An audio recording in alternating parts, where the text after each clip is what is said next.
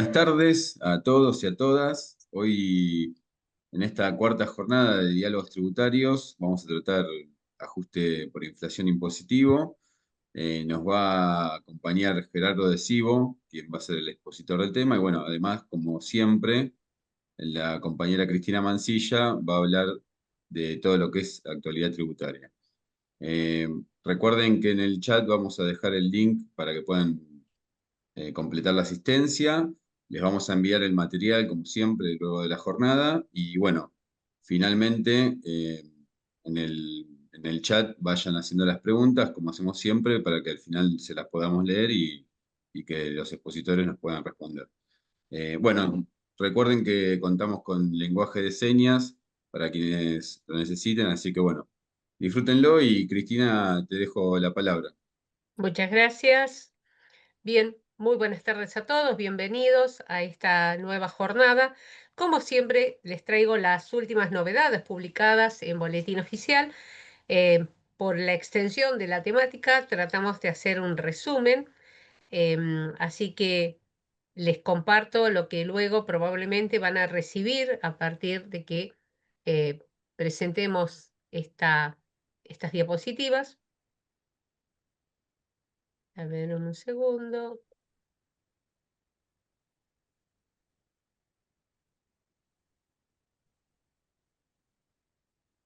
Que me aparece un cartel acá.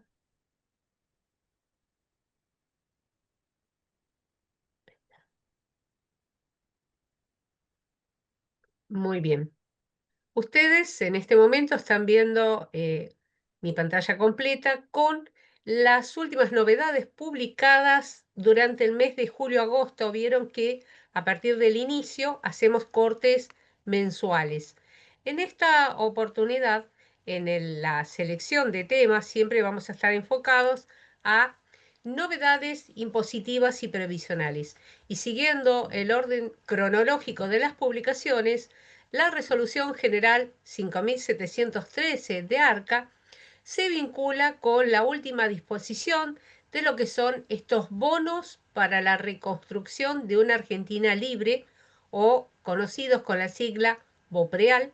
Estos BOPREAL en realidad son títulos públicos que establecen para los tenedores, para los que hubieran adquirido estos bonos Serie 4, el Banco Central de la República Argentina autoriza que puedan ser entregados para cancelar obligaciones impositivas, aduaneras y permite, ¿sí?, el reconocimiento del capital, intereses y multas. Esta figura, estos bonos que originalmente se iban a ir entregando por cuotas, esta resolución nos define el procedimiento para aquellos que lo utilicen para cancelar estas obligaciones y aclara que los bonos deberán ser transferidos a una cuenta comitente de ARCA. En esta resolución 5713 nos deja los datos.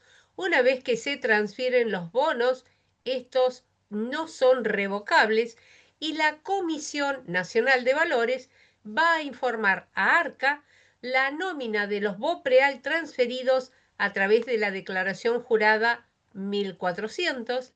Estos bonos electrónicos, cuando se imputen a la cancelación de anticipos, lo que aclara la resolución es que solamente se van a imputar hasta el límite del anticipo, ya sea ganancias, bienes personales, con lo cual, en caso de quedar un excedente no absorbido, nos recuerda que no pueden generar crédito fiscal de libre disponibilidad ni saldos a favor que el contribuyente pueda llegar a solicitar reintegro o que el Estado se los devuelva. Por lo tanto, la solución que se propone es que aquellos que le hubiera quedado saldo a favor por el exceso del monto de los bonos transferidos es hacer una presentación digital a través de la opción bonos fiscales, utilización de imputación, exceso de anticipos, identificar la declaración jurada en la que se exteriorizó el bono y el nacimiento del excedente, detallando el importe y la obligación que desea cancelar por el saldo. Otra figura que me parece muy importante y que algunos medios se han ocupado en analizarla, pero con cierto sesgo, es la Resolución General 1071. Esta Resolución 1071, que se denomina Productos de Inversión Colectiva de Cese Laboral, viene de la mano de la reforma laboral introducida por la Ley 27.742 del año 2024, reglamentada por el decreto 847, y donde ya en esa reforma laboral dejaban sin efecto una serie de beneficios para el trabajador, apoyándose, por ejemplo, en el artículo 245, que es el que define la indemnización por el rubro antigüedad en caso de despidos, y había ya definido el decreto reglamentario que en el título cuarto vinculado a promoción del empleo registrado se iba a reglamentar, ¿sí?, un procedimiento de inversión para que en caso de cese laboral el empleador no tenga que desembolsar un capital, sino que éste se genere a través de un fondo que podía ser ya sea a través de una figura financiera como un fondo común de inversión, o un fideicomiso financiero, o un seguro colectivo. Bueno, les cuento que esto ya está reglamentado, el mecanismo, en esta resolución, que el primer elemento que presenta es el Fondo Común de Inversión, que está, como es un fondo financiero, está tratado en la Ley de Mercado de Capitales, que es la 26.831.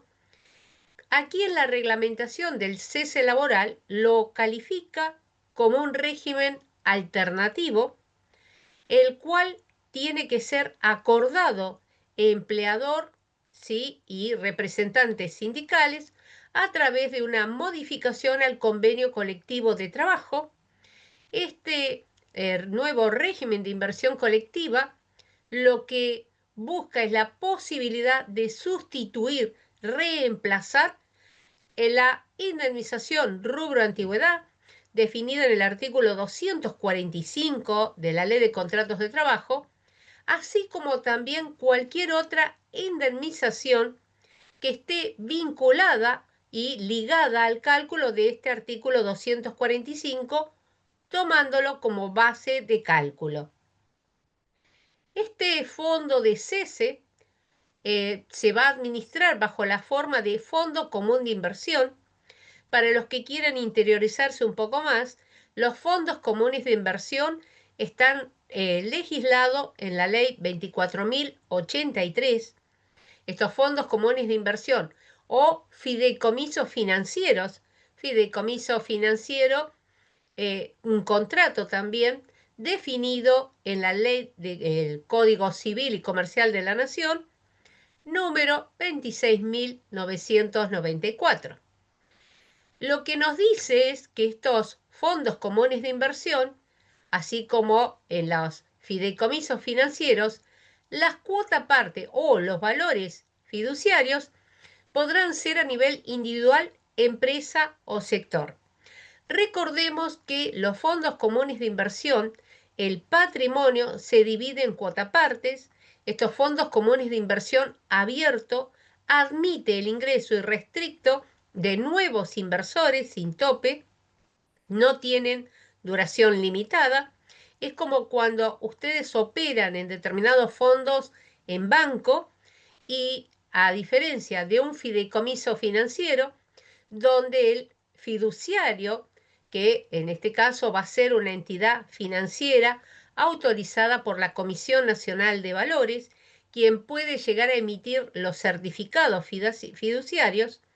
Aquí lo que, digamos, llama la atención, como se ha reglamentado, es que las partes empleados e empleador podrán establecer libremente el porcentaje de la remuneración o monto fijo que va a aportar, por un lado, el empleador para la cuenta individual o colectiva, individual por cada empleado o colectiva para un grupo, y la periodicidad del aporte, pudiendo pactarse libremente los montos a pagarse por cada aporte. Este fondo de cese laboral, por otro lado, aclara la resolución, es inembargable tanto para los acreedores del trabajador como de los empleadores por deudas de cualquier naturaleza, y esto alcanzaría deudas fiscales. Los bienes que van a componer el patrimonio tanto de un fideicomiso como de un fondo común de inversión, estos productos van a generar, por el tipo de activo financiero que conforme el portfolio o la cartera de inversión, van a generar, por supuesto, rentas, y las rentas se van a ingresar al mismo producto, al mismo fondo o al mismo fideicomiso durante su funcionamiento, y estarán exclusivamente destinados a generar prestaciones acordadas en los convenios colectivos de trabajo. Los instrumentos solamente podrán recibir suscripciones a través de contribuciones y aportes. En teoría, no está definido porque falta la segunda parte. Sí, aquí lo que se pretende es crear nuevos aportes para el empleado y contribuciones para el empleador que se van a asignar a este fondo de cese. Se van a derivar parte de los aportes previsionales a este fondo de cese.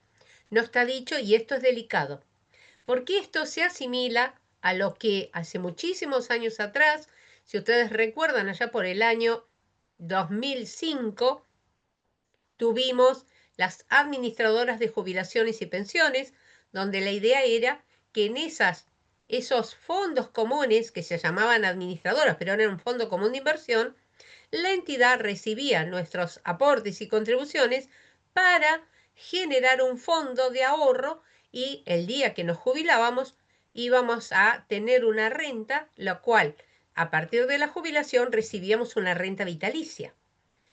Les cuento que en este fondo común de inversión y fiduciario financiero van a tener que llevar un registro de subcuentas donde se va a definir la cuota parte o los valores fiduciarios que correspondan a cada trabajador, a cada empresa o al sector, y también se va a definir en el convenio colectivo de trabajo las partes que lo van a suscribir, quienes no podrán ser beneficiarias en ningún caso de fondos no reclamados, así como el destino que les corresponda.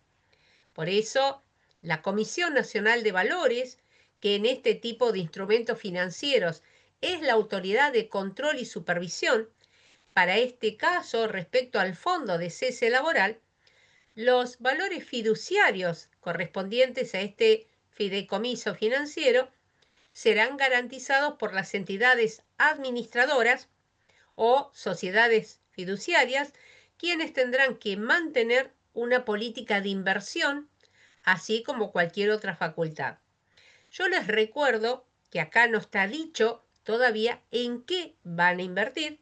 Sí hace un atisbo, que ahora lo voy a traer, sobre inversiones en qué tipo de activos, porque en los fondos que se van a utilizar para la suscripción de cuota parte del fondo abierto deberá provenir en manera directa o indirecta de contribuciones y aportes. Y vuelvo a insistir, lo reitera en varios pasajes de la norma reglamentaria sin definir si es una contribución adicional o es a partir de lo que ya les retienen y abona el empleador. Habrán distintas clases de cuotapartes y cuyas características van a quedar plasmadas en el reglamento de gestión y cuya asignación podrá ser exclusiva a cada aportante, a cada trabajador. Los fideicomisos financieros se van a regir por lo que dispone el decreto 847, admitiendo la incorporación de fiduciantes, todo trabajador que durante la vigencia de este fondo se encuentre interesado a través del convenio colectivo de trabajo en participar de este fondo. El fiduciario, que es el administrador de un fideicomiso financiero, o la sociedad gerente, que es la administradora de un fondo común de inversión, ambas entidades financieras están liberados de la obligación de preparar, presentar o publicar en el sitio web de la Comisión Nacional de Valores un prospecto o suplemento de prospecto para su aprobación. Recordemos que si vamos a la ley 24.083 o al Código Civil y Comercial, cualquiera de estas entidades, sociedad gerente o fiduciario, están obligados a una rendición de cuenta anual a cada beneficiario, aspecto que no surge del texto de esta resolución. Los fondos, por otra parte, corresponderán a la suscripción de los certificados de participación, los cuales deberán provenir, vuelve a insistir, de aportes y contribuciones tanto del trabajador como el empleador. El fideicomiso va a definir cuál será el tratamiento ante una extinción de la relación laboral por mutuo acuerdo, o cuál va a ser el tratamiento para la extinción de la relación laboral por despido sin causa. Estos fideicomisos financieros van a tener que definir cuál es el tratamiento ante una extinción, un despido con causa, una extinción laboral por deceso del trabajador, un despido. Y aquí trae a colación los artículos que yo les mencionaba, que se vinculan al quantum del artículo 245, por ejemplo, esta compensación establecida en el artículo 183, inciso B de la Ley de Contratos de Trabajo, que es una compensación equivalente al 25% de la remuneración de una trabajadora mujer, que se calcula sobre el promedio del artículo 245 por cada año de servicio, la que no puede exceder de un salario mínimo vital por año o fracción mayor de 3 meses. También este fondo absorbe a la compensación que estaba dispuesta en el artículo 212 de la Ley de Contrato de Trabajo. Esta compensación se aplicaba como consecuencia de una enfermedad o accidente laboral del cual se deriva una incapacidad absoluta para el trabajador, y donde, en caso de que el empleador no pudiera reubicarlo en otro puesto laboral, debería abonarle una indemnización de monto igual a la expresada en el artículo 245, una indemnización equivalente a un mes de sueldo por cada año trabajado. La extinción de la relación laboral por renuncia del trabajador o despido indirecto, y acá una figura que creo que a muchos de los que estamos en la sala nos preocupa. Absorbe este fondo de cese los beneficios ante una jubilación del trabajador. Por eso, los fondos o los fideicomisos financieros, ambos, van a poder invertir en los activos que define el artículo 1 en su primer párrafo de la ley de, en este caso, 24.083, que es la ley de fondos comunes de inversión. Sin embargo, los unifica como una figura similar. ¿En qué activos financieros van a poder invertir? En valores negociables con oferta pública, en títulos públicos nacionales, provinciales de la ciudad autónoma que se negocian en mercados autorizados por la Comisión Nacional de Valores. Esta primer viñeta hablamos de activos financieros que, de acuerdo a la ley de impuesto a las ganancias, están exentos del gravamen. Pero si se invierte en metales preciosos o certificados de metales, moneda nacional o extranjera, lo cual genera diferencia de cambio, instrumentos emitidos por entidades financieras autorizadas por el Banco Central, incluyendo depósitos bancarios. Y cuando hablamos de instrumentos emitidos por entidades financieras, podemos hablar también de letras. aquellos activos, contratos e inversión de naturaleza financiera que disponga la reglamentación de la Comisión Nacional de Valores. Con lo cual, pareciera algo muy asimilable a lo que fueron las viejas administradoras de fondos de jubilaciones y pensiones. Ustedes verán que las inversiones son acotadas a activos financieros que administre el Estado Nacional. Por otro lado, nuestra resolución prevé la elaboración de una evaluación del activo subyacente. El activo subyacente está definido en la Ley de Impuesto a las Ganancias, en su decreto reglamentario, como la conformación que integra un portfolio de inversión y dentro de ese fondo de cese laboral, ¿cuál es el activo financiero predominante? En el caso que ustedes vieron, podrían ser metales preciosos, certificados de metales, podrían ser moneda extranjera. Este activo subyacente, dentro de lo que es el informe, deberá contener cuál es la evaluación de las inversiones realizadas, los criterios de evaluación admitidas por el fondo, o sea que tampoco tenemos garantía de que se aplique el criterio de evaluación de impuesto a las ganancias para estos activos financieros, ni que tengan un tratamiento de exención de impuesto a las ganancias. Con respecto al fideicomiso financiero, habrá que prever un mecanismo de información con el fin de informar al trabajador de cuáles son las tenencias en forma individual. Según esta resolución, este régimen informativo debería ser mensual. Podrán consignar un contrato constitutivo con la participación de un comité de inversiones o un asesor de inversiones, quien tendrá a su cargo el asesoramiento en la ejecución de la política de inversión y desinversión del vehículo. ¿Qué me significa esto? Que este asesor va a definir, y no dice con quién, si con cada integrante o directamente con un gestor de ese fondo de cese, no está dicho.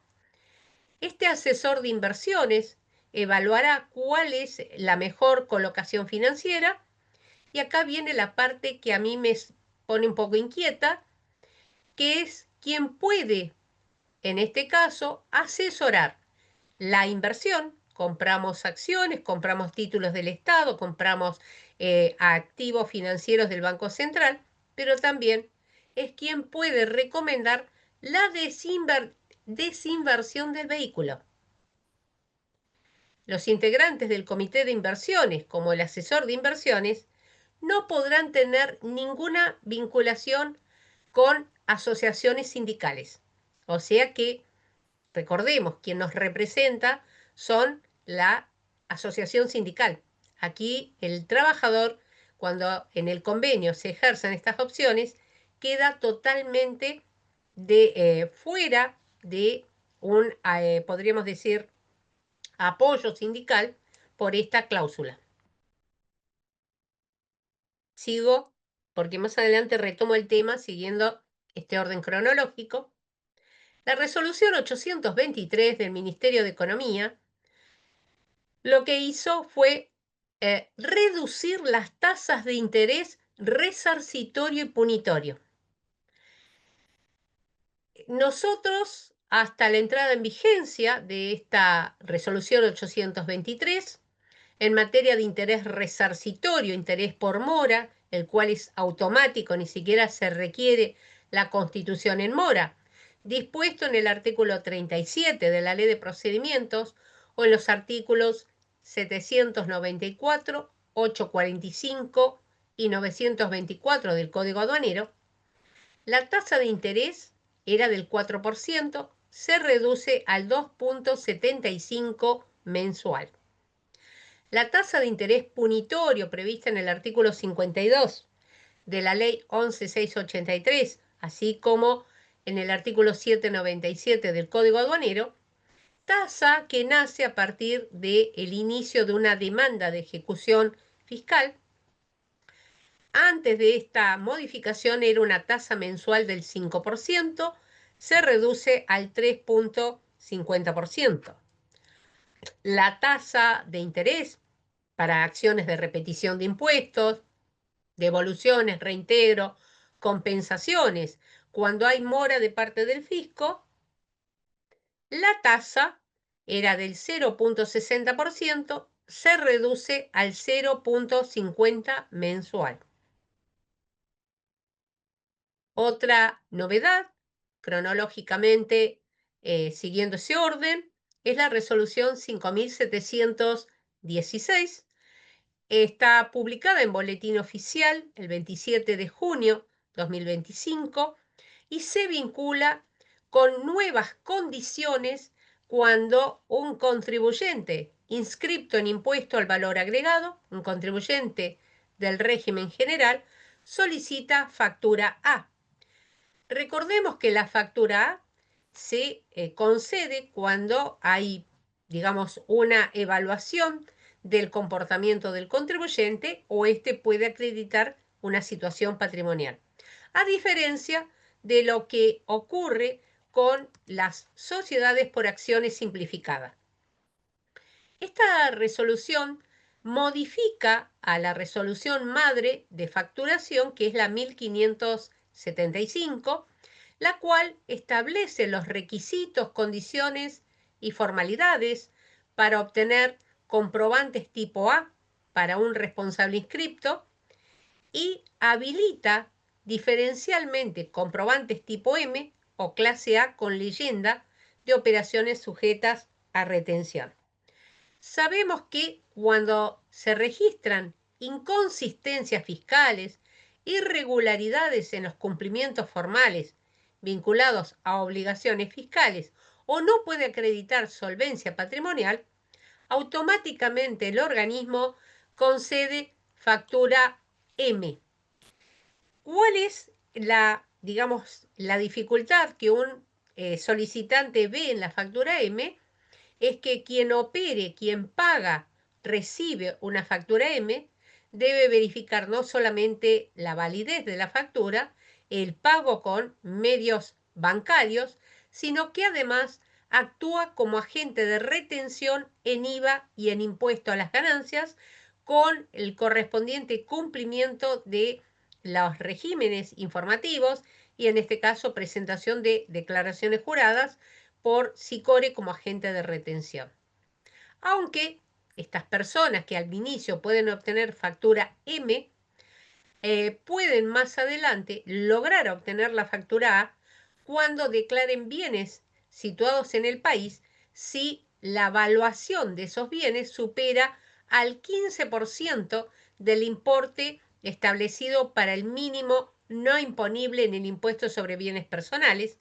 Por supuesto que este quantum que ustedes ven es sin considerar el dinero en efectivo y artículos del hogar al momento de la evaluación patrimonial. El importe por el cual se van a considerar la evaluación de bienes inmuebles y automotores será equivalente, es decir, de acuerdo a la ley de bienes personales, y deberá superar el 6% del mínimo no imponible del impuesto sobre los bienes personales.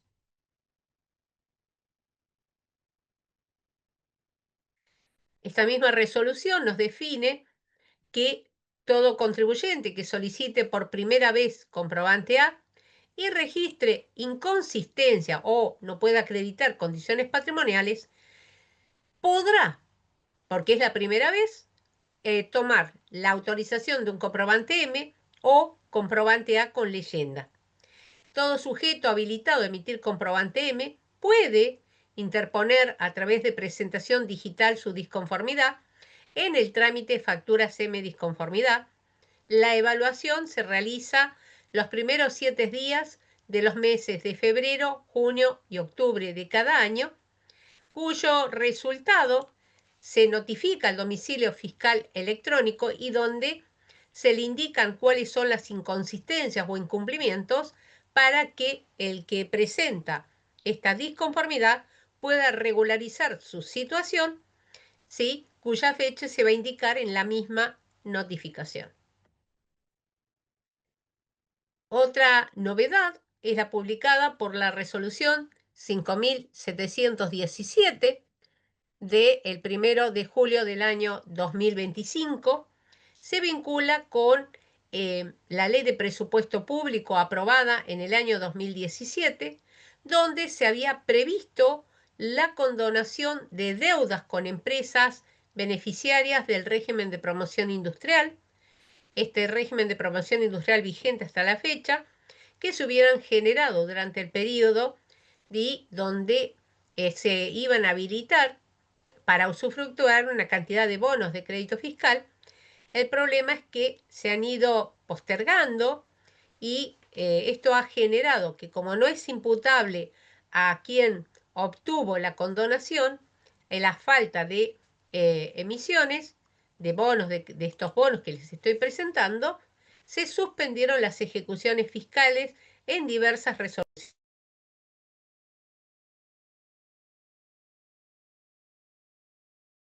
La 5.717 lo que establece es una extensión a la suspensión, ¿sí?, hasta el 30 de junio del 2026 inclusive.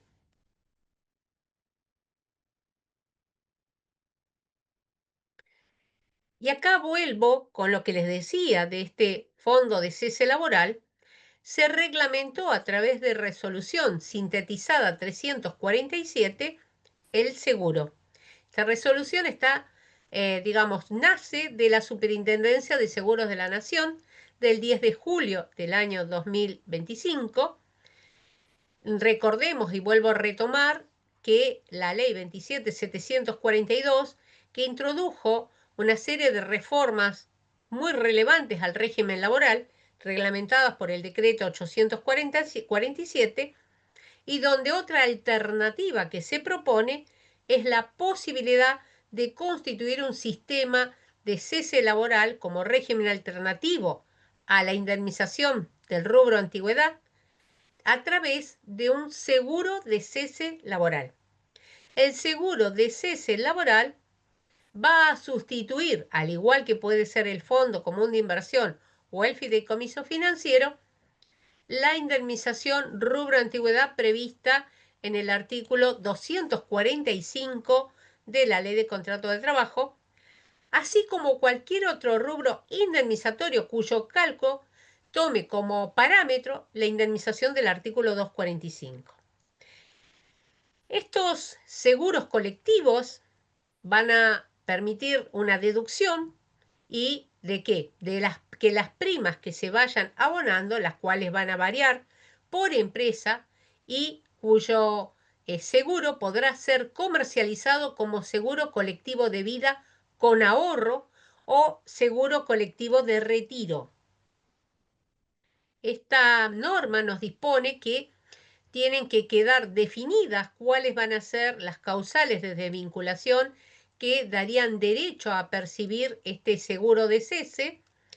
En cada póliza que se emita, junto con sus respectivas sumas aseguradas, en todo de acuerdo con el convenio colectivo de trabajo, se debe contemplar la existencia de una cuenta especial por cada empleado asegurado, a la cual se van a destinar los aportes de la prima realizados por el empleador, así como cualquier aporte voluntario.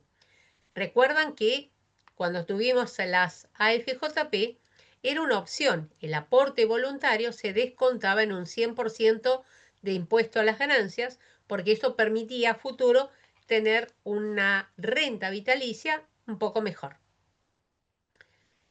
En la cuenta individual de cada asegurado se va a acreditar este aporte voluntario cuando la póliza lo permita y el asegurado podrá disponer libremente del saldo de la cuenta individual en cualquier momento, pudiendo la póliza establecer plazos mínimos para rescates o retiros parciales. La póliza debe contemplar una transferencia automática de un porcentaje del saldo de la cuenta especial a una cuenta individual del asegurado, esto conforme lo que se plasme en el convenio colectivo de trabajo, y en caso de ocurrir alguno de los eventos que extinga la relación laboral, la póliza tendrá que contener los detalles por los cuales se van a debitar o acreditar en cuenta, indicando el funcionamiento y la periodicidad como el reconocimiento del saldo del fondo de fluctuación y su correspondiente traslado a la cuenta individual. Esta póliza también debe contener la posibilidad de traspaso de la póliza y sus fondos a otra aseguradora como consecuencia de la decisión del tomador, del empleado asegurado. Y la resolución 5723 del personal de casas particulares, publicado el 14 de julio, el cual es un régimen que todos conocemos, el régimen especial de contrato de trabajo para el personal de casas particulares. Aquí lo que nos incorpora la norma es que cuando ARCA observe que hay defectos en los datos o esos datos estén desactualizados o sean incorrectos, porque recordemos que el personal de casas particulares tiene un régimen registral especial, bueno, de oficio, ARCA procederá a su actualización y circunstancia que se va a identificar en el registro con una marca para comunicar la corrección de oficio al domicilio fiscal electrónica del empleador, ya sea a través de domicilio electrónico o por cualquier otro medio de notificación del artículo 100 de la Ley 11.683. Si ustedes van a la resolución 5723, observarán que se incorporan nuevos medios de pago para abonar salarios, aportes y contribuciones. Se incorporó no solamente plataformas de pago electrónico, home banking, billeteras virtuales, código de respuesta rápido QR y cualquier otro medio de pago electrónico admitido o regulado por el Banco Central de la República Argentina e implementado por esta administración de ARCA. Y hasta aquí las novedades más relevantes del mes que estamos analizando. Muchas gracias. Gracias, Cristina. Bueno, muy clara como siempre. Quería agregar alguna cosita, no puedo evitar decir, de lo que implica, ¿no? Esta política de implementar un fondo de cese que ya en Argentina existe, en el rubro de la construcción, y que implica un avasallamiento de los derechos de los trabajadores, ¿no? En este caso, lo que refiere a la indemnización por despido sin causa. Pero bueno, más allá de eso, te agradecemos tu claridad y bueno, gustaría seguir al tema central del día con Gerardo. Te cedo la palabra.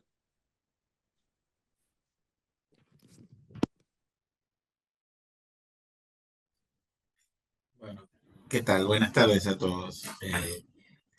Bueno, nuevamente muchas gracias por invitarme eh, para participar de esta reunión y exponer el tema de aspectos controvertidos en el ajuste por inflación impositivo. La verdad se los agradezco, es para mí un honor poder compartir con ustedes este tema. Todos me escuchan bien, ¿no? Sí, perfecto, Sí, Gerardo. sí. Bueno, voy a compartir pantalla, ¿sí? Así que yo no lo voy a estar viendo así que cualquier pregunta o comentario o observación, les pido por favor me hablan y yo paro. ¿Eh? Así,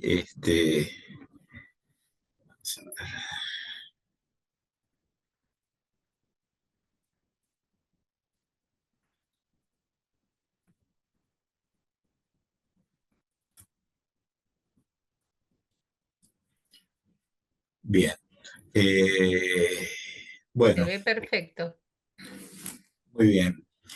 Eh, el tema del ajuste por inflación impositivo tiene muchos aspectos controvertidos. Convengamos que es un capítulo de la ley de impuesto a las ganancias que quedó medio desarticulado con todo el resto de la ley. Y es parte de una historia, o sea, la inflación y el reconocimiento de la ganancia real en la ley del impuesto a las ganancias es un tema que tuvo avatares casi desde los inicios del tributo. Si hacemos una breve reseña, pensemos que hasta 1942, por ejemplo, el impuesto a las ganancias crea en 1931. Hasta 1942 no permitía trasladar quebrantos. Recién se admite el traslado de quebrantos a partir de 1942. Y en principio era irrestricto. Después, bueno, le pusieron 10 años, en el año 78, y además ahí se agrega el ajuste por inflación, porque bueno, ya la inflación era una realidad que había distorsionado todos los números, pero se agrega el ajuste estático en aquel momento. ¿Sí? Una parte nada más, sobre la posición monetaria al inicio. Y en aquel momento los estados contables se hacían en moneda histórica, había normas con ajustes parciales, pero no existía el ajuste por inflación de los estados contables. Mucho después se incorporan los ajustes dinámicos en el año 85. Pero después, a poco de andar, en el año 88 surge, bueno, sí, está bien, pero los quebrantos los vamos a trasladar, por 2 años no se trasladan, después 50%, y después en el año 92, ya instalada la convertibilidad, se suspenden todas las cláusulas de ajustes y se impide el traslado de quebranto hacia adelante. Estaba aquel régimen de aquel momento que permitía convertir en bonos. O sea, con esto es una apretada síntesis lo que estoy haciendo, porque el tema daría para una charla mucho más profunda. Y quiero decir que es un tema que estuvo muy, muy vapuleado, digamos, ¿no? Es lógico que hoy hayan quedado temas que estén sin tratar, porque en el medio, bueno, con los esfuerzos de... ¿Sí? No hay preguntas. A alguien se le escapó el micrófono. Ya, está bien. Entonces, esto nos trae una realidad donde la ley hoy tuvo una reforma importante en el año 2017, donde se incorporó una reglamentación bastante importante en cuanto al tratamiento de la renta de fuente extranjera. La ley de impuesto a las ganancias cambió el criterio de renta a renta mundial en la práctica en el año 98. Conceptualmente la había incorporado en el año 92, pero recién rige a partir del año 98. Desde el año 92, teóricamente, el ajuste por inflación impositivo ya no se aplicaba más, no estaba operativo, estaba vigente, pero no operativo por la ley 24.073, hasta recién los ejercicios iniciados a partir del 2018 con la ley 27.430. O sea, en el medio quedó un esquema concebido originalmente para la época en que la ley de impuesto a las ganancias grababa solo la renta de fuente argentina. Sí, porque en el año 78, cuando se implementa el primer ajuste por inflación, que era solo el estático, el impuesto a las ganancias grababa solo la renta de fuente argentina. En el año 85, de la mano de la profundización del proceso inflacionario, y de que se advertían ciertas distorsiones en el cálculo de la ganancia impositiva, reconociendo solo el ajuste estático, se agregan los ajustes dinámicos. Pero seguía la ley de impuesto a la ganancia grabando solo la renta de fuente argentina.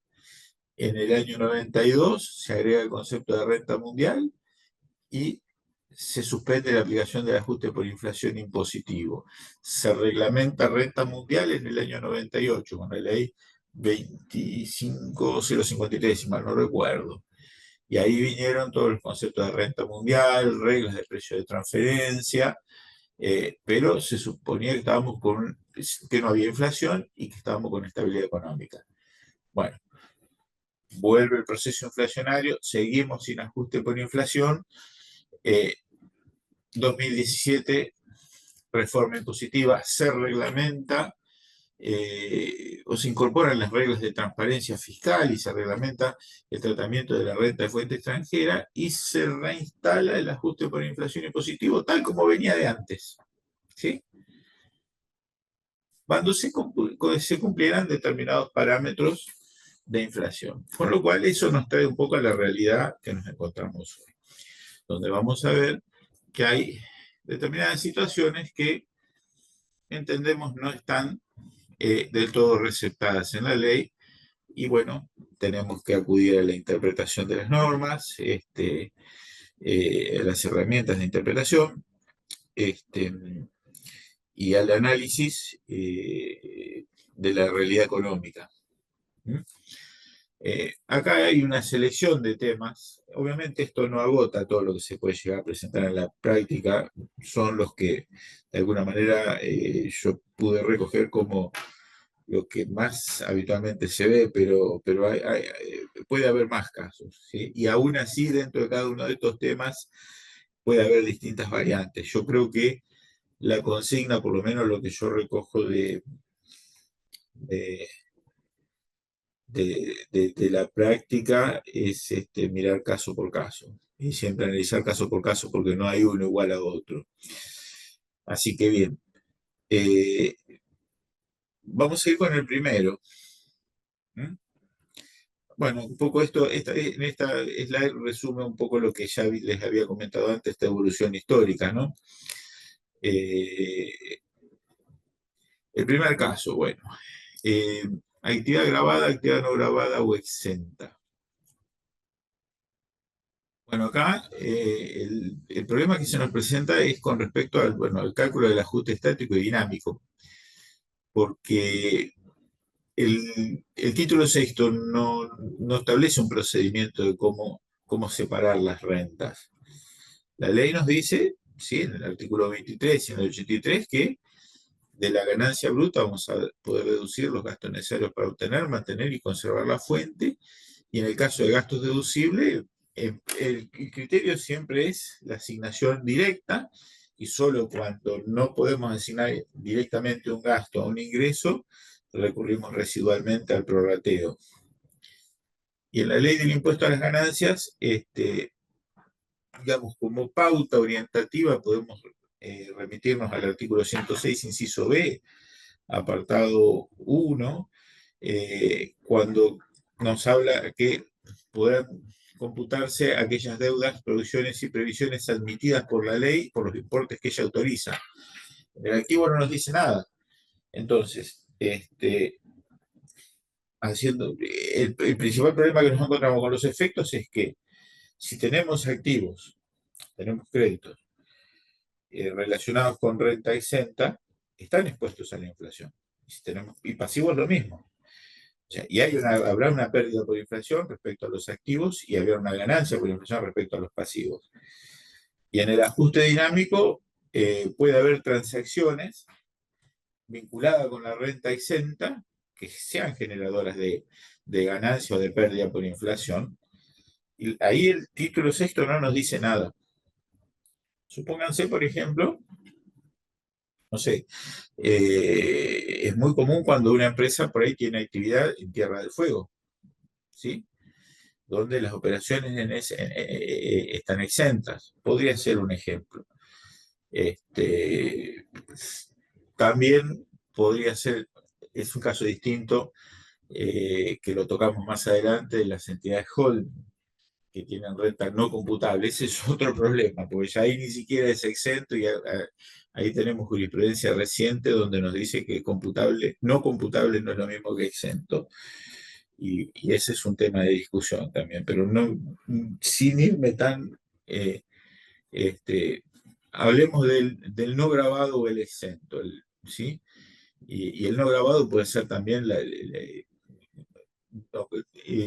digamos, alguna actividad que esté fuera, excluida del objeto. En este caso, entonces, la práctica nos dice que hay que hacer un análisis individual de los activos y los pasivos, los expuestos y los no expuestos a la inflación. Una solución de índole práctica es, si tenemos créditos que están vinculados con renta exenta, indudablemente no computarlo en el activo, no generar la pérdida por inflación. Si podemos hacer la relación directa, supónganse, tengo las operaciones en Tierra del Fuego y tengo créditos a cobrar y no estoy grabando la ganancia de Tierra del Fuego, no voy a computar ese crédito. Pongo esto por ejemplo, ¿eh? Y lo mismo con los pasivos, ¿sí? pero puede haber operaciones comunes a ambos y ahí la ley no nos dice el procedimiento a aplicar. Alguien podría decir, bueno, hay que hacer un prorrateo entre renta exenta y no gravada y aplicar hay cierta bibliografía que lo cita también como ejemplo, como posible vía de solución. Desde mi punto de vista, creo que siempre va a ser una solución residual cuando no hay otra manera, ¿sí? En principio hay que apelar a casi una cedularización de la situación patrimonial y el estado de resultado como situación económica del ente, ¿no? Y lo que va con la actividad grabada, darle el tratamiento de computable, y lo que va con la actividad exenta es no computable. Pero estamos hablando de algo que la ley no dice, ¿sí? Sería una regla interpretativa. Esto es el problema que generalmente se presenta con la segregación de actividad no grabada, grabada o exenta. No hay muchos casos, pero puede haberlos. Eh, También podría ser en el caso de obtener ingresos exentos. Eh, bueno, ya casi no existen empresas que tengan renta exenta por el régimen de promoción industrial. Podría haber algo de renta exenta por el lado de, tampoco, ¿no? Podría ser con los bonos de crédito fiscal de la Ley de Economía del Conocimiento, ahí también es un tema, pero en realidad la ley dice que son no computables, ¿no? Para la ganancia, con lo cual esa es otra discusión. Con esto lo que quiero decir es, hay que analizar muy bien caso por caso, ¿sí?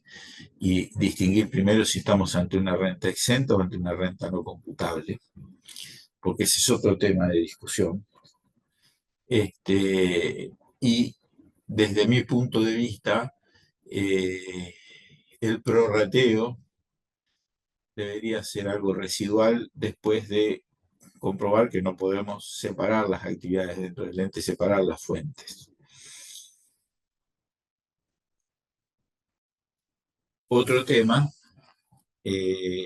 son los activos en el exterior, la renta de fuente extranjera.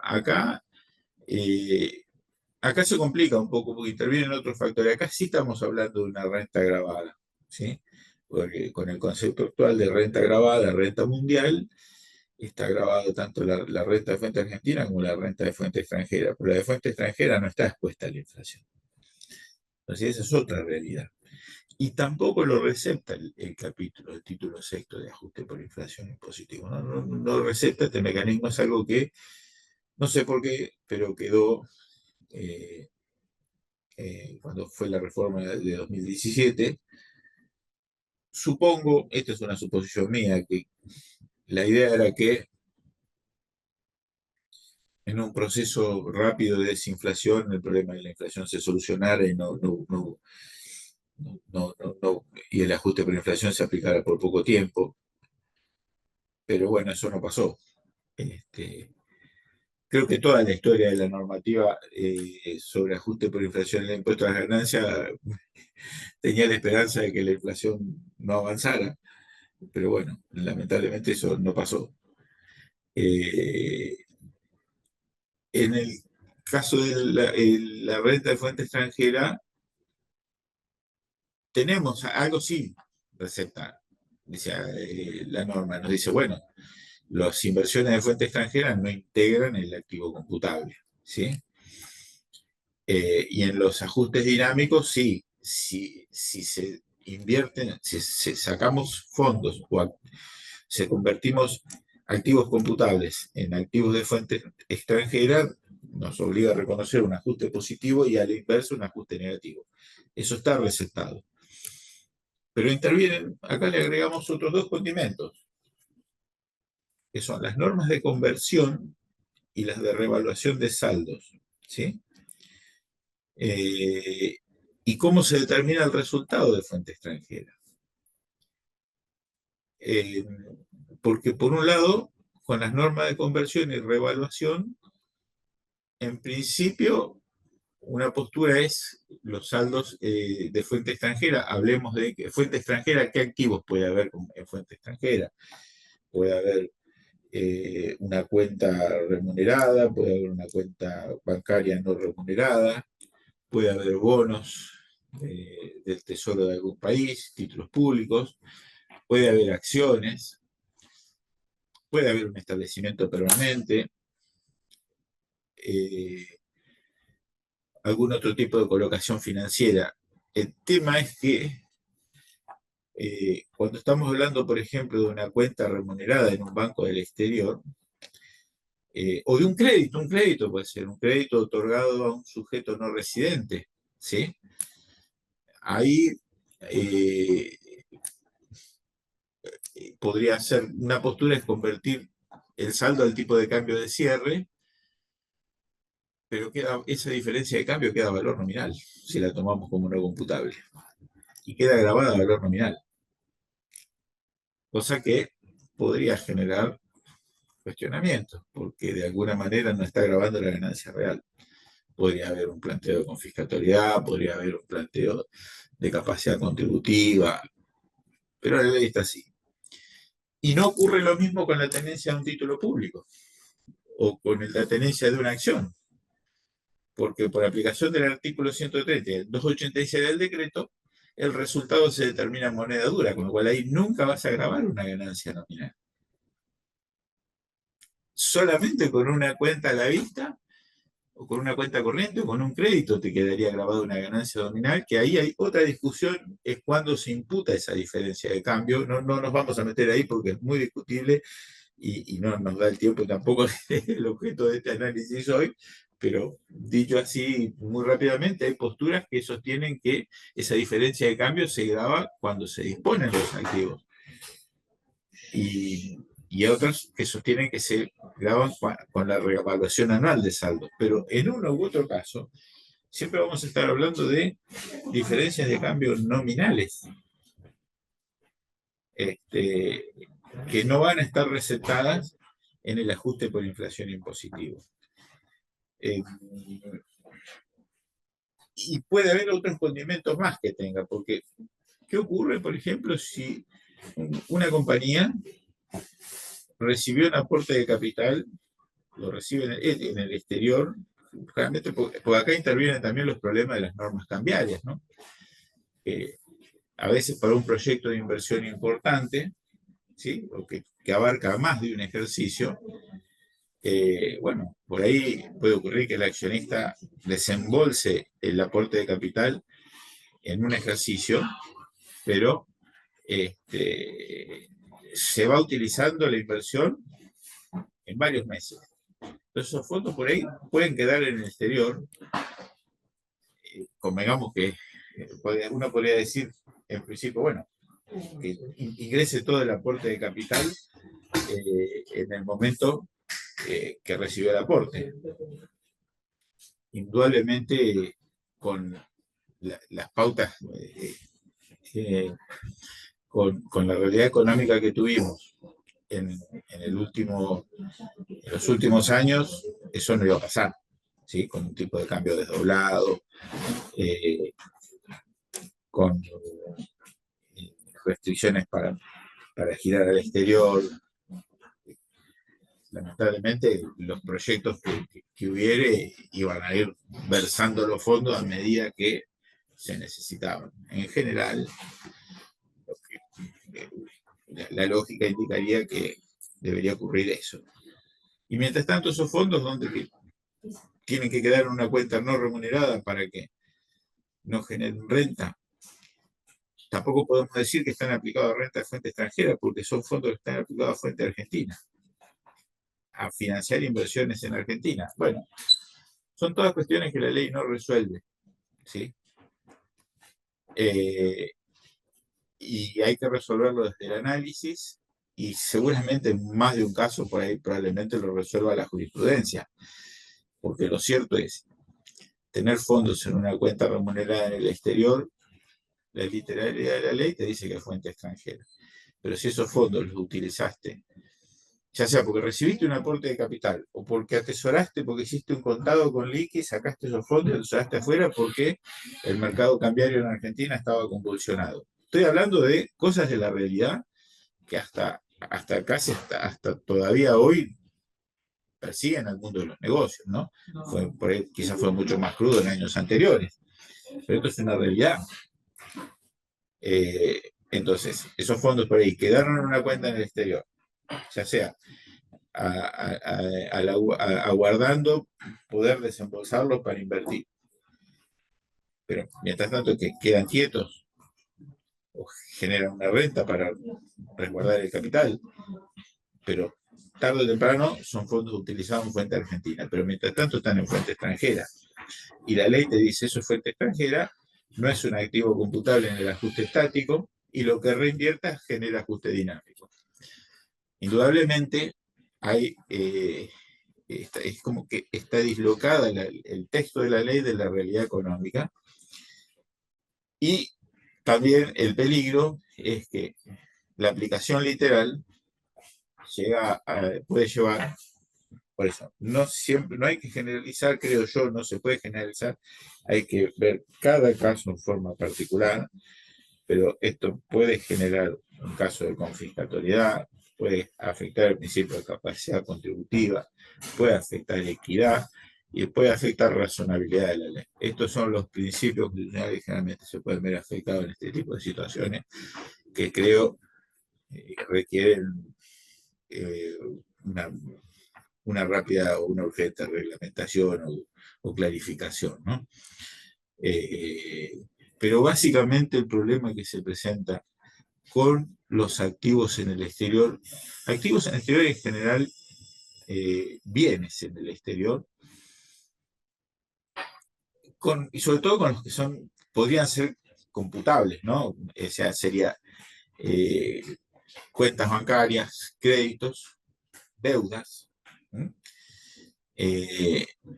porque los no computables en principio no intervienen. Es que pueden llegar a quedar grabados, o sea, por el lado de los activos puede generar una ganancia nominal si evaluamos la diferencia y grabamos la diferencia de cambio, no reconocemos el efecto de la inflación. Por el lado de los pasivos, a la inversa, reconoces una ganancia, o sea, reconoces una pérdida y no reconoces una ganancia por inflación. Y por ahí ese pasivo está financiando a lo mejor alguna inversión en el país. Entonces, creo que no hay una solución única, es un tema que es controvertido, la ley no lo aclara expresamente, no tenemos todavía jurisprudencia relevante en este aspecto, con lo cual, por lo menos que yo recuerde, pero y requiere analizar caso por caso y quizás por ahí la mejor guía sea ante estas situaciones, es decir, o sea, los principios constitucionales de la tributación. Siempre, sí es verdad, el primer método de interpretación de las leyes es el literal y es una realidad con la que hay que convivir. Pero creo que también la realidad económica es necesario tenerla en cuenta y sobre todo hacia dónde van los fondos cuando están en una cuenta del exterior. Si realmente están financiando, desde mi visión, si están financiando operaciones de fuente argentina o si están financiando operaciones de fuente extranjera. Eso en primer término. En segundo término, puede ser que a lo mejor estén netamente vinculados a fuente extranjera, o podría ser un crédito, o podría ser una colocación y un posterior crédito. Creo que ahí el tema de discusión va a ser si lo que se pretende grabar es una ganancia, una diferencia de cambio nominal. Creo que ahí es otro tema de discusión, es un tema de capacidad contributiva y de equidad. Bien. Otro tema, también controvertido, y que tampoco la ley lo aclara, es el problema de las sociedades holding. No hay muchas holding. Hoy en realidad Argentina quizás no es atractivo en sí como para que se generen vehículos financieros sociedades constituidas en el país que sean accionistas de otras sociedades. Por varios motivos, creo que, pero el principal siempre fueron por ahí las normas cambiarias, por la posibilidad de generar dividendos, recibir préstamos, generar aportes. Pero bueno, aún así hay casos que hay inversiones que requieren una sociedad holding en el país. Quizás por ahí en algunas concesiones de servicios públicos o aún privados. En general hay casos que requieren una sociedad holding en el país.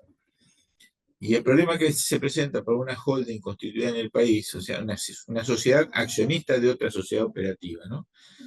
Es que su actividad es inversora, es ser accionista de otra sociedad. Su renta es la participación en las ganancias de la otra sociedad, que es un resultado BPP que es no grabado y que se materializa con el cobro de dividendos que es no computable. ¿Sí? Acá creo que nos tenemos que guiar un poco con cómo la ley trata esa inversión. ¿Sí? Por un lado, el artículo 68 nos dice que ese dividendo es no computable. A su vez, esa inversión impositivamente se evalúa a costo histórico. Con lo cual, indudablemente, el balance impositivo de la sociedad holding no va a registrar en el activo al inicio ni un crédito, ni siquiera un valor en el activo por la ganancia que puede llegar a cobrar. Suponete, un cierre de diciembre, y en el mes de mayo cobró el dividendo de la operativa, y lo gira a los accionistas, lo distribuye a los accionistas en junio. La ley dice que esa sociedad holding tendría un ajuste dinámico positivo por el dividendo que distribuyó, pero no tiene el ajuste negativo porque ese dividendo no estaba en el activo al inicio, o estaba en el activo pero como ganancia de la inversora, de la sociedad en la que invirtió, y ese mayor activo que tenía era un activo no computable, o sea, no tiene la contrapartida en el ajuste estático. Y acá recurro un poco a lo que en general en doctrina se interpreta sobre los ajustes dinámicos, es en cuanto a que los mismos tienden a corregir variaciones en el estático. ¿Sí? O sea, el objetivo de incorporar los ajustes dinámicos en el año 85 con el ley 23260 era, de alguna manera, contemplar las correcciones que pudieran darse sobre la posición monetaria al inicio que generó el ajuste estático. Pero acá no hay nada que corregir porque ese ajuste estático al inicio no tenía ningún activo computable, no tenía ningún activo expuesto a la inflación, porque era en todo caso, la ganancia que luego recibe como dividendo estaba como dentro del mayor valor contable, que es la inversión, que impositivamente no se contempla, porque esa inversión impositivamente se evalúa a costo histórico. Y cuando recibe el dividendo es no computable. Entonces acá se produce otro problema, porque generarle ese ajuste dinámico positivo a la sociedad holding sin una contrapartida en el estático, también lleva a un problema de capacidad contributiva, lleva a un problema de equidad, lleva a un problema principalmente de razonabilidad de la ley. Esto ha sido tratado en doctrina. No he visto ninguna jurisprudencia sobre este tema, pero es un problema que no está resuelto. También es cierto que generar ganancia por inflación sobre una renta que es no computable también puede generar alguna observación. Pero este es un problema, es uno de los aspectos controvertidos que tiene el ajuste por inflación impositivo y que la ley no contempla. Puede haber un tema de confiscatoriedad también. Con las pautas que ya dijo Candy, Telefónica, es un tema que creo yo que requiere una reglamentación. Y creo que yo que todos estos temas, desde mi punto de vista, requieren una reglamentación bastante urgente, porque cualquier proyecto de inversión que se quiera viabilizar empieza a tener estos problemas. Y mal o bien, digamos, atrás de todo esto puede estar también un problema de seguridad jurídica para el inversor. En mi humilde visión, ¿eh? Este,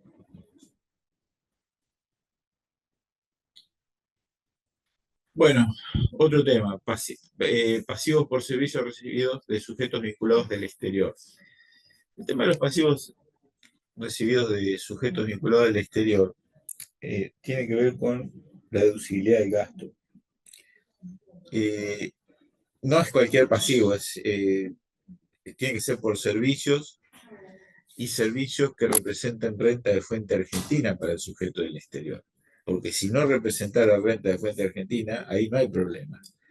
Porque supónganse, por ejemplo, un pasivo por comisiones por intermediación comercial, donde ahí, bueno, hay antecedentes que dicen que eso es fuente extranjera para el prestador y es deducible para quien recibe el servicio en Argentina. Ya, siempre estamos hablando de comisiones por intermediación, supongamos en exportaciones. Ahí no hay duda. El tema es si estuviéramos recibiendo un asesoramiento, un management fee, un servicio de gerenciamiento, regalías por asesoramiento técnico, donde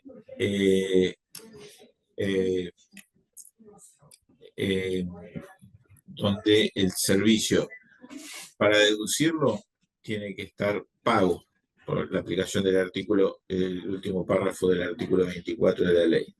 Para poder deducirlo, el sujeto del país tiene que estar pago el servicio. Si no lo paga, no lo puede deducir. Y bueno, en los últimos años, muchas compañías que reciben servicio del exterior no lo han podido pagar por las normas cambiarias. Entonces, tengo un servicio que no lo puedo deducir, que la ley, por otro lado, admite la deducción si lo pagué. Entonces, la interpretación es que este es un pasivo no computable, pero es una interpretación. Es una interpretación.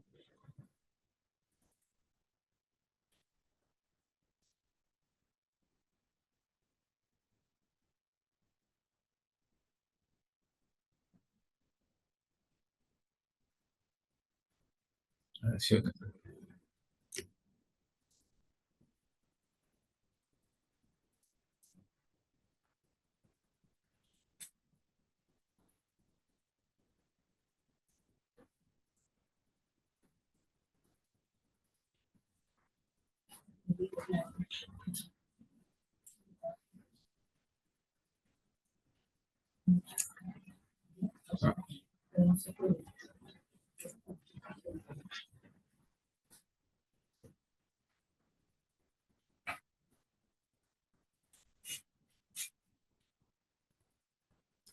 Estoy viendo que, bueno, esto después les pido disculpas, pues le voy a enviar una versión corregida, pues estoy viendo que acá,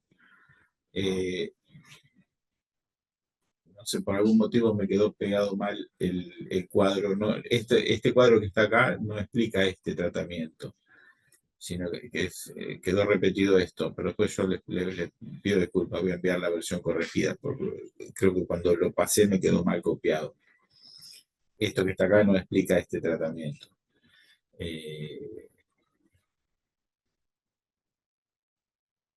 El caso de los pasivos recibidos por servicios recibidos sujetos al exterior, acá el tema es que el artículo 24 de la ley impide la deducción, como les decía antes, si no están pagos.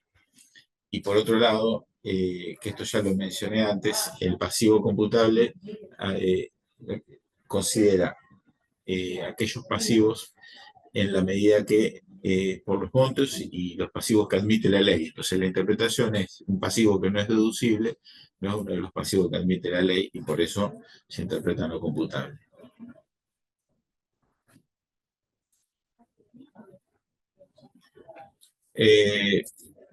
Otro de los temas que genera controversia, pero no es tan controversial, requiere más análisis de casos puntuales, tiene que ver con repuestos, si se trata como bien de cambio o bien de uso. El tema del repuesto es más bien, o sea, en general los repuestos aparecen siempre en el rubro bienes de cambio. Y acá sí hay un antecedente, hubo un fallo, que es Compañía Entrerriana de Telecomunicaciones del año 89, donde era una empresa prestadora de servicios públicos y los repuestos tenían un valor individual y una vida útil individual que superaba el año. Entonces, en ese caso, lo que interpretó la Corte es, bueno, no, si tiene un valor individual y una vida útil individual y es mayor al año, entonces se debe considerar como no computable, ¿sí? Pero acá es ver casos en particular. En general, si el rubro repuestos tiene una rotación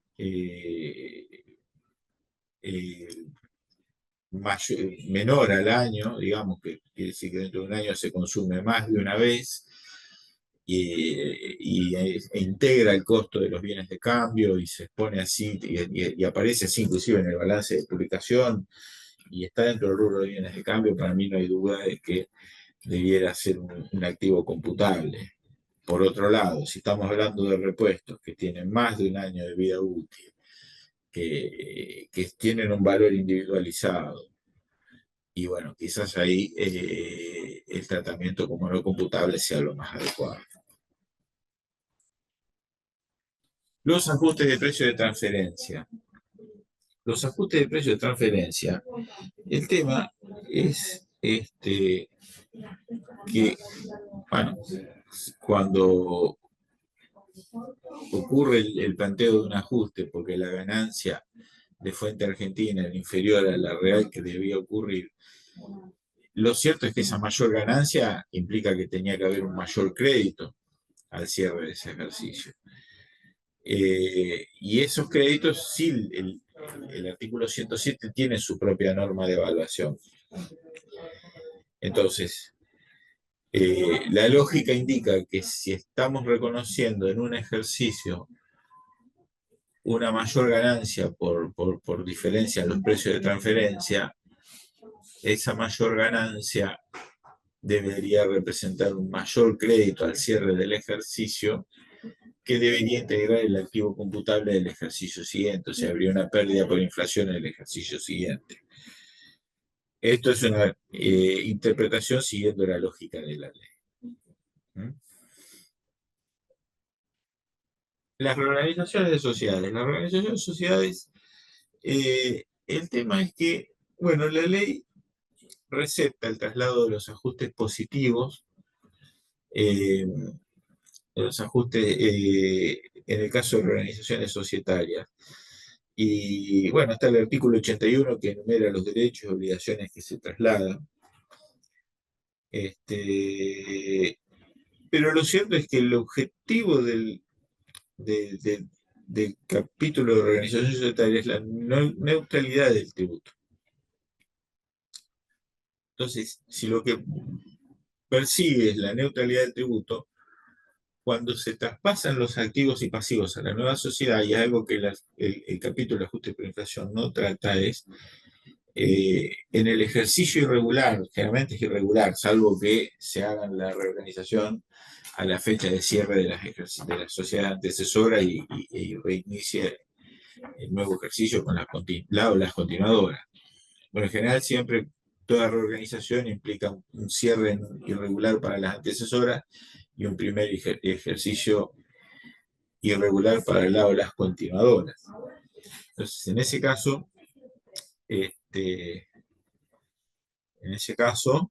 lo que ocurre en la continuadora es que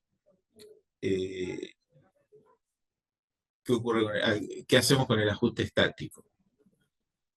Mi visión es que el activo y pasivo consolidado de inicio debería, para que traquee la inflación entre antecesoras y continuadoras, debería conformar el ajuste estático. Yo por ahí alguna vez escuché, bueno, si no, un ajuste dinámico en el primer mes. No, la verdad no, no hay un aporte en ese primer mes.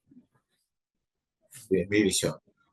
Creo que para que traquee bien, y aparte si no se pierde un mes de inflación, para que traquee bien, supongamos que la reorganización es al 1 de abril, en cierres de diciembre, ¿no? 1 de abril, y hay un primer ejercicio regular de enero a marzo de las antecesoras, y un ejercicio regular de la continuadora, si fuera una fusión, del 1 de abril al 31 de diciembre. La verdad, para que el reconocimiento de la inflación sea neutral, tendrá que haber un estático de diciembre a marzo en las antecesoras y luego un estático de marzo a diciembre en la continuadora. Eso desde el punto de vista de la realidad económica y de la neutralidad. Pero es algo que no está recetado, ¿verdad? Es una interpretación.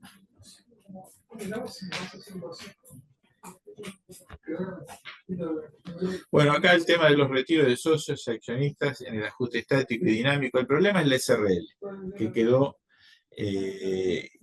sin mencionar, porque lo cierto es que los saldos en el ajuste estático son no computables. Los saldos de socios, el titular dueño o socios, dice la ley, no menciona a los accionistas, son no computables cuando no respondan a prácticas normales de mercado. ¿Vale? El tema es que esa es una norma que viene de cuando la sociedad responsable limitada era considerada sociedad de personas y tributaba en cabeza de cada uno de los socios, pero ya hace varios años que la SRL tributa en cabeza propia como si fuera una SA. Con lo cual, para la sociedad anónima no hay duda que la cuenta particular del accionista, o sea, los retiros que hizo el accionista, en principio es computable, pero esto está relacionado también con la figura del dividendo ficto del artículo 50. O sea, acá tenemos dos problemas. Uno es el ajuste por inflación en sí.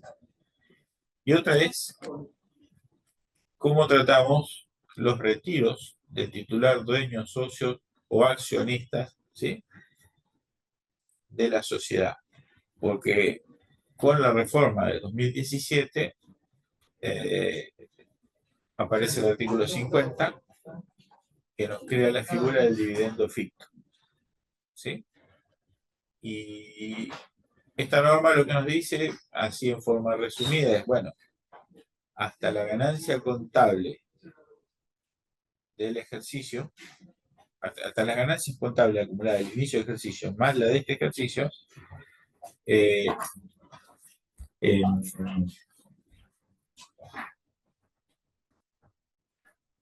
los retiros se reputan dividendos, ¿sí? Los retiros se reputan dividendos y se tratan como tales, ¿sí? Significa que están sujetos al impuesto cedular y adicionalmente van a generar ajuste dinámico positivo. Eso para todo, para una sociedad anónima, para una SRL.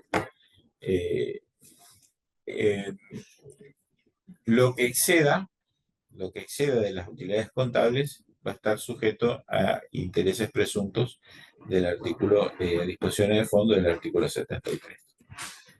El problema es que cuando quedan saldos al inicio, ¿sí?, al inicio del ejercicio, supongamos que son saldos que superen o no las utilidades contables del ejercicio, para la sociedad anónima esos saldos integran el activo computable. En cambio, siguiendo la literatura de la ley, en una SRL no. Cosa que también se generaría un tema de equidad, yo diría, de equidad. Puede haber también, bueno, razonabilidad de la ley. Pongámosle que puede haber un tema, habrá que ver, ¿no? Ya eso es más trivial, puede que ver los números como dan, pero podría ser un caso para ir de planteo de confiscatoriedad, digamos, ¿no? O sea, el tema del retiro del titular, dueño, socio accionista, entonces tiene dos aristas. Una es el trato como dividendo, ¿sí? Hasta la ganancia contable acumulada del inicio del ejercicio más la del ejercicio en curso, ¿sí? Y ese retiro va a estar sujeto a impuesto cedular, va a generar ajuste dinámico. Lo que exceda va a estar sujeto a intereses presuntos, ¿sí? Ahora, el saldo al inicio en la sociedad anónima está claro que es computable, y si seguimos la literalidad de la ley en una SRL sería no computable, cosa que no genera todas estas observaciones que ya les comentaba antes. ¿Hasta acá me siguen? Perfecto, muy claro. Sí, sí. Bien. Bueno, la participación en la SUTE, en los agrupamientos de colaboración empresaria, podría ser también acá algún fideicomiso. Podría ser la misma realidad también para un fideicomiso que donde los fiduciantes revistan la calidad de beneficiario y el fideicomiso no optare por tributar en cabeza propia, digamos, sino que tributar en cabeza del fiduciante, él o los fiduciantes beneficiarios, ¿no? Pero es más o menos la misma realidad acá. Bueno, quien calcula la renta del ejercicio es, en el caso de la UTE, determina la ganancia expositiva del ejercicio como si fuera un sujeto del impuesto, luego la distribuye en proporción a las participaciones de cada uno de los partícipes. Pasaría lo mismo en un agrupamiento de colaboración empresaria, pasaría lo mismo en un fideicomiso donde los fiduciantes posean la calidad de fiduciante beneficiario. Ahora, la ley no te dice cómo distribuir esa ganancia impositiva o ese resultado impositivo y el ajuste por inflación impositivo entre los miembros de la UTE. Entonces, aquí, digamos, un poco por convención, lo que se hace es se calcula el resultado de la UTE, incluido el ajuste por inflación impositivo de la UTE, y luego se distribuye el resultado. Pero es algo que no está dicho, ¿no? Se interpreta así, pacíficamente, pero no está dicho en la norma, y quizás sería algo que reglamentariamente debería estar.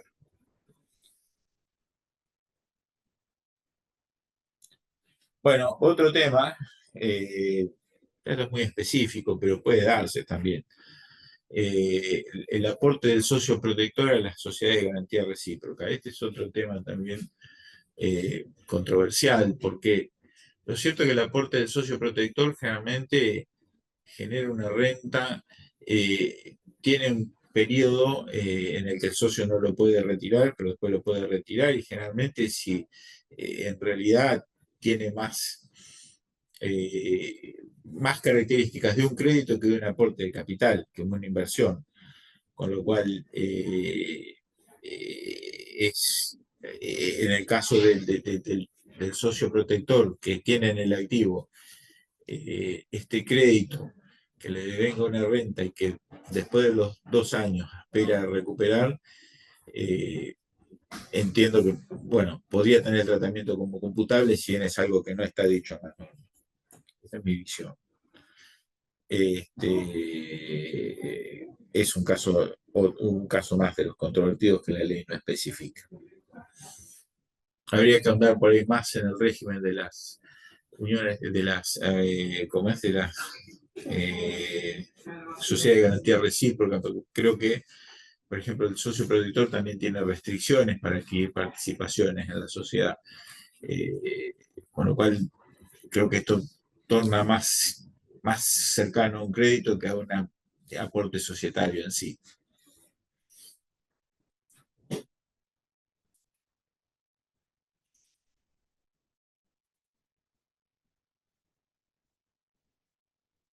Bueno, y después hay una serie de temas que,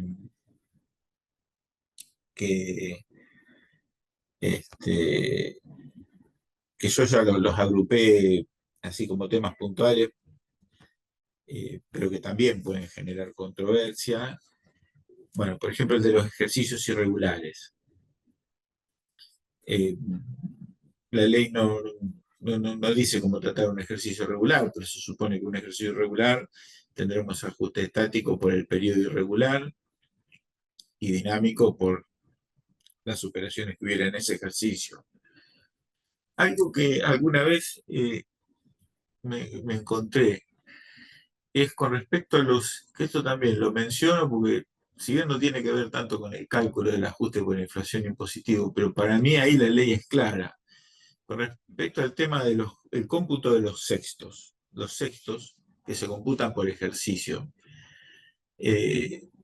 para mí la ley es clara que se computa por ejercicio, no distingue si es regular o irregular, con lo cual, si en el medio hubiera un ejercicio regular, para mí el ejercicio regular se lleva un sexto entero. Pero bueno, es una interpretación mía. A ver, creo que pero es otro caso que también por ahí podría generar controversias. En el caso del inicio de actividades, el aporte inicial se ha planteado en doctrina considerar como un ajuste estático desde el inicio. Después, el crédito pasivo por impuesto diferido. Bueno, acá esto se ha planteado la controversia en doctrina. Para mí es bastante claro que el activo pasivo por impuesto diferido es no computable. Hay un dictamen, estaba referido al impuesto a la ganancia mínima presunta, el dictamen 64/2004, pero creo que es aplicable este caso. Para mí el crédito o pasivo por impuesto diferido no es computable. Es un ajuste contable para registrar el devengamiento del impuesto a las ganancias con un criterio contable. Para mí no. Bueno, los saldos a favor del impuesto a las ganancias, la instrucción 236 del 78, que para muchos casos sirve como guía, lo aclara. En la medida que exceda el impuesto determinado del periodo, el excedente es computable. El saldo técnico de IVA, bueno, acá se han planteado dudas porque hubo un fallo, el fallo de Alcaliz de la Patagonia, que decía que era un crédito en expectativa, pero lo cierto es que bueno, hay un dictamen con un criterio distinto que fue el 7 del 81. Lo cierto es que el saldo técnico de IVA es un crédito que la compañía espera recuperar y va a recuperar, con lo cual, desde mi punto de vista, no debería haber duda de que es computable.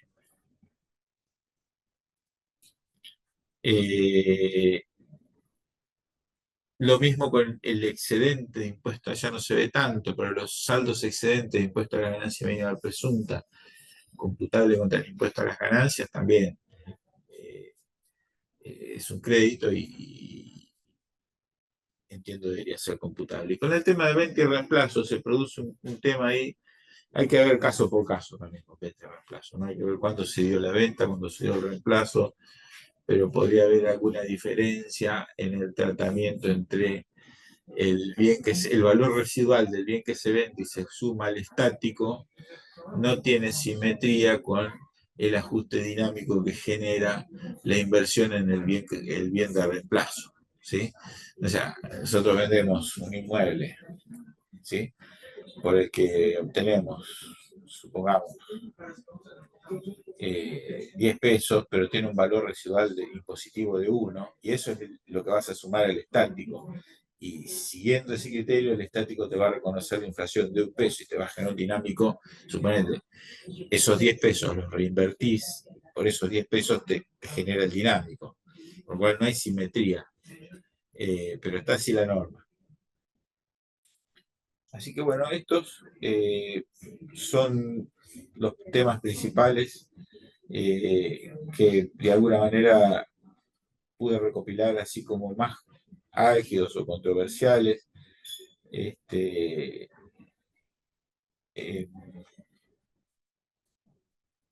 No sé si quieren, podría hacerme alguna pregunta, comentarios. Bueno, Gerardo, muchísimas gracias. Muy interesante la explicación, muy clara. Vamos a pasar algunas preguntitas que nos fueron dejando en el chat. A ver, vamos con la primera. En el caso de las sociedades holding, ¿se hace al día de hoy ajuste impositivo por los dividendos en el ajuste dinámico? Los casos que yo he visto tratan de distribuir en diciembre, cuando cierran en diciembre, para no tener problemas. Pero es controvertido, es muy controvertido, es muy controvertido. Yo creo que es un problema que tiene la ley, no hay algún antecedente jurisprudencial que lo recepte, pero creo que, digo, mi visión para mí no hay un antecedente jurisprudencial. Es un problema que inclusive distorsiona las operaciones, porque te lleva a poder tener que distribuir en un momento que no te genere problema cuando deberías poder distribuir cuando quieras, ¿sí? Y la verdad es que pretender grabarlo en ajuste dinámico positivo en una sociedad holding, que aparte en general las que hay es porque lo obligó algún pliego. Porque si el inversor hubiera querido, no hubiera elegido a Argentina para constituir una holding, porque hoy no es eficiente un vehículo inversor en Argentina. Primero porque no podés girar dividendos. Si recibís inversión en un aporte de capital, hasta hace poco tenías un tipo de cambio desdoblado. Hoy no está desdoblado, pero bueno, no está del todo bien. Entonces, yo creo que en ese caso, pretender grabar con un dinámico positivo una distribución de dividendos va a enfrentar serios problemas con los principios constitucionales de la tributación. El primero, razonabilidad de la norma. Segundo, equidad. ¿Sí? Puede afectar confiscatoriedad. ¿Sí? Creo que es un tema para mirarlo con mucho cuidado. Bueno, muy bien, perfecto. Lamentablemente es la norma que tenemos. Me encantaría tener otra y no tener que enfrentarnos a esta discusión. Y yo comprendo quien tiene que inspeccionar y verificar y encontrarse con una ley que no acompaña, porque no acompaña al inversor, no acompaña al funcionario tampoco. Bueno, creo yo que hace falta una norma interpretativa urgente, porque tan urgente como las inversiones que necesita el país. Hay que ser claro, lo digo. O sea, si necesitamos inversiones, necesitamos a ver, esto no es solamente un problema del empresario, como del gran inversor extranjero, que también el empresario pyme. A ver, también hay empresarios pymes que necesitan una sociedad holding con la cual administrar sus inversiones, más de un negocio. ¿Por qué se tiene que ir a hacer una holding afuera para poder administrarse mejor? ¿Por qué no lo pueden hacer acá en Argentina de una manera eficiente? Digo, ¿no? Por ejemplo, estoy suponiendo, pero quiero decir, Sí, sí. creo que son temas que requieren una resolución más que urgente, porque si no lo va a terminar resolviendo la Corte. Y yo creo que la Corte ya viene mostrando un camino por dónde va la cosa en temas de inflación, con Candy, con Telefónica. Hay un fallo de diciembre del año pasado, creo, que en realidad es un recurso que la Corte rechazó, pero las opiniones de los jueces que votan es un tema creo que era, no sé si era de ajuste de quebrantos o de ajuste Singenta. Es para leerlo, es para prestarle atención a eso, porque me parece que la Corte está diciendo, a ver, y en Telefónica también lo dijo, en Telefónica lo dijo la Corte, el valor de la moneda el valor de la moneda es un compromiso constitucional que tiene el Estado, el gobierno. Habla mucho de capacidad contributiva, de reconocer una renta normal, habla mucho de capacidad contributiva, reconocer un valor normal, cuestiona mucho el tema de la inflación y la distorsión que genera en los resultados. Creo que la discusión puede ir por ahí. Entonces, pretender grabar una ganancia que no es tal, porque no hubo ninguna ganancia. O sea, una holding que recibió un dividendo, lo cobró y lo distribuyó, no ganó nada con esa inflación. O sea, meterle una ganancia ahí, lo primero que afecta es la razonabilidad de la ley. Pero bueno, la ley está así. Eh, no sé si esto responde a la pregunta. eh, digamos, Sí, sí, claro, es un tampoco se tema ve mucho, controvertido. tampoco se ve mucho Ujú, porque tampoco hay tantas holding en Argentina. Bueno. claro, claro, claro. Bueno, vamos a pasar a otra consulta.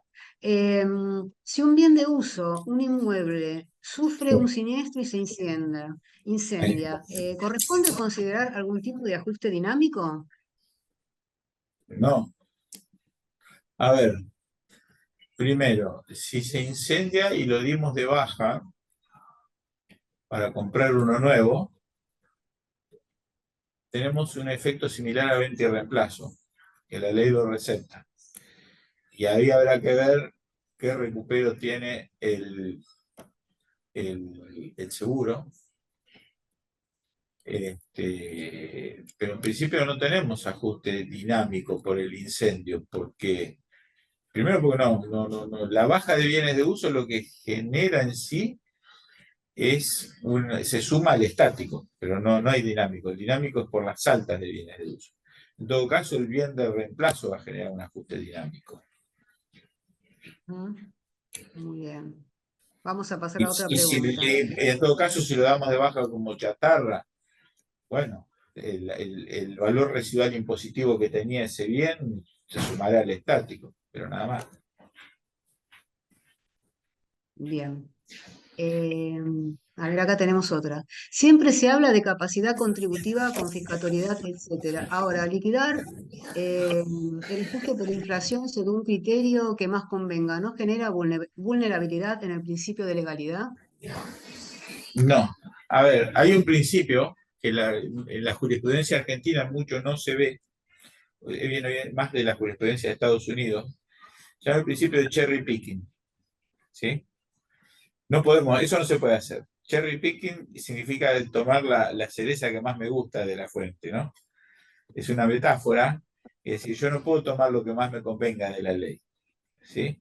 Si voy a aplicar, por ejemplo, si voy a ajustar por inflación los quebrantos, ¿sí? Eh, tengo que cuestionar, en un periodo fiscal, tengo que cuestionar toda la inflación en toda la ley. Y si tenía un ajuste por inflación ganancia 2 años antes y me lo tomé en sextos, mi visión es, tengo que recalcular todo. Y esos sextos llevarlos todo el primer año, reducir el quebranto, ajustar el remanente.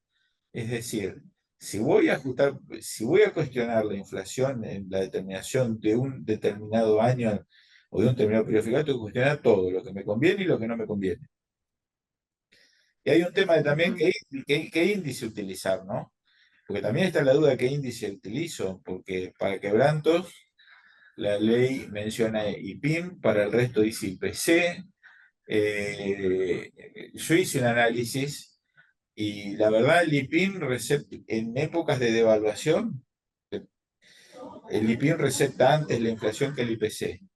Y en épocas de deflación tarda más. Entonces, hay que tener cuidado porque otra vez está el tema de capacidad contributiva, pero lo que no puedo hacer es tomar lo que me conviene y lo que no me conviene no. Eso no se puede hacer. No sé a dónde iba la Perdón, pregunta. ¿puedo decir algo? Sí, cómo no. Buenas tardes, doctor, ¿cómo le va? Mucho gusto. No, la pregunta que se hizo recién la formulé yo en virtud de que uno está viendo en la práctica diaria Sí, del trabajo, me toca ser supervisor de un equipo de fiscalización ordinaria, sí, y las grandes empresas nos están presentando para evitar la ley penal tributaria una sí, presentación digital donde indican que este fue el tratamiento que dimos en el año tal al impuesto a las ganancias en el ajuste por sí, inflación. Entonces, tenemos en la norma el ajuste de actualización del valor de bienes de uso, si pago el impuesto extraordinario del 2018 del 8%, todo ese tipo de cosas lo hacen sin haber cumplido con la norma y automáticamente, después que presentan esa nota, se van a la justicia a pedir una declaración de certeza por confiscatoriedad. Sí. Entonces, la pregunta venía a que uno está viendo que en la realidad económica de todos los días estamos seleccionando qué ítem de la ley me gusta y qué ítem no, y estamos planteando judicialmente algo que después cuando vamos a analizar fallo Candy, Telefónica, Banco Itaú, nos damos cuenta que todos esos fallos se perdieron por inacción del fisco. Porque el fallo es el fallo y su contexto. Candy logró meter un porcentaje cuando en realidad se discutía, la profesión decía había que hacer ajuste por inflación y el fisco decía no, mantengamos el 1. No teníamos una norma. Después el Congreso dictó la norma y cambió la ley de impuesto a la ganancia y hoy sí tenemos norma a partir de 2018. Entonces, es distinto traer hoy a colación un Candy cuando el contexto de Candy era distinto. Y era distinto también Sí, Telefónica.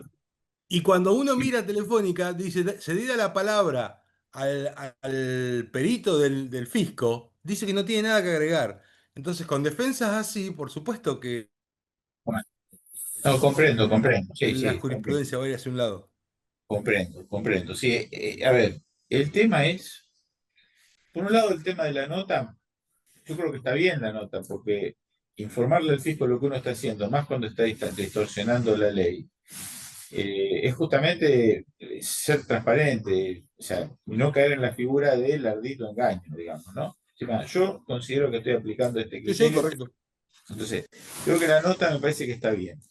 Ahora, y no creo que ahí sea tomar lo que me conviene de la ley. Estaría tomando lo que, o sea, yo creo que, perdón, tu pregunta apunta es, ¿por qué hago un planteo de confiscatoriedad si hoy la ley receta el ajuste por inflación? ¿Es eso? Básicamente. A Bueno, ver, yo como cuarta categoría, a mí la ley me dice, no, no reste esto y yo no lo puedo restar. Si está yo bien, está dijera, claro, voy a sí. restar todo el seguro de vida, por supuesto que mi alícuota Bueno, baja y mi está tasa de claro. confiscatoriedad sería menor. Sí, sí, sí. No, no, es comprensible, entiendo. La ley dice eso. Vos decís, ¿por qué me haces un planteo de confiscatoriedad si hoy la ley ya te receta el ajuste por inflación? Sí, pero tenemos que tener en cuenta que la ley lo Correcto. receta de una manera anómala. Anómala. ¿Por qué? No, no, correcto, que esté mal la ley es otra cosa, pero Entonces, bueno, está bien, pero si la ley está mal, la Constitución habilita mecanismos para protegerse al contribuyente. Y bueno, el contribuyente que lo usa. Después la justicia decidirá. Pero, por ejemplo, la ley te dice, sí, podés aplicar el ajuste por inflación impositivo, pero no podés ajustar quebranto. Las altas anteriores a 2018 no las podés ajustar. El costo de las inversiones anteriores a 2018 no las podés ajustar. Y estás grabando ganancias nominales. O sea, la verdad, o sí, sea, pero en su momento le dio la opción, a través de dos resoluciones generales y la propia ley, le plantea que usted puede actualizar ese valor de costo si paga digamos, por la pero diferencia eso entre el es costo de cierto, dio la opción, pero en ese momento pero el contribuyente no tenía ni la plata para pagar ese impuesto especial. Los negocios, los negocios tienen sus momentos. Bueno, entonces La- ahí la- caemos. Hago lo que más me conviene. No tenía la plata, no no, pagué, no, pero ahora quiero no, ajustar. no, sí, a ver, en realidad, o sea, entiendo tu planteo, pero ponete por un momento en el lugar de quien tiene que proteger un patrimonio, ¿sí?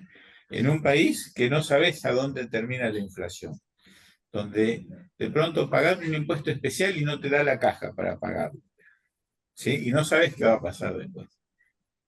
Y no sabes qué va a pasar con esa inversión. Eso Sí, pasó sí. hace, o sea, el revalúo fue 2017. Se suponía que no iba a haber más inflación y tuvimos todavía más inflación. No terminamos en una hiper de pura Sí. casualidad.